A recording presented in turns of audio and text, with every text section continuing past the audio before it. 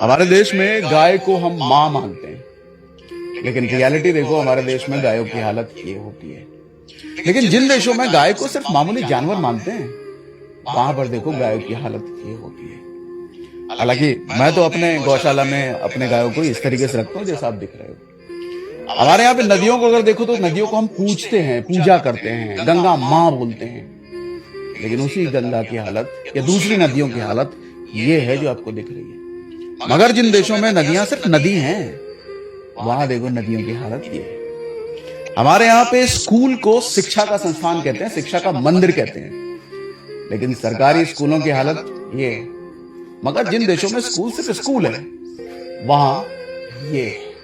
लेकिन ऐसा क्यों होता है? मुझे लगता है कि हम मानने तक सीमित रह गए हैं। गाय को अगर मां मान रहे हैं, भगवान अगर नदी को मान रहे हैं, तो सिर्फ मान रहे हैं। सिर्फ मां मानना और मां के लिए जिम्मेदारी निभाना दो अलग अलग चीजें होती है। हम जिम्मेदारी निभाने में पीछे रह गए हैं, मानने में आगे रह गए हैं। हम भगवान को खूब मानते हैं, लेकिन भगवान की कही बातें एक नहीं मानते। तो हम वो लोग बन के रह गए हैं कि हमें सिर्फ मानना है, जिम्मेदारियां निभाना हमें अभी भी विदेशियों से सीखना चाहिए।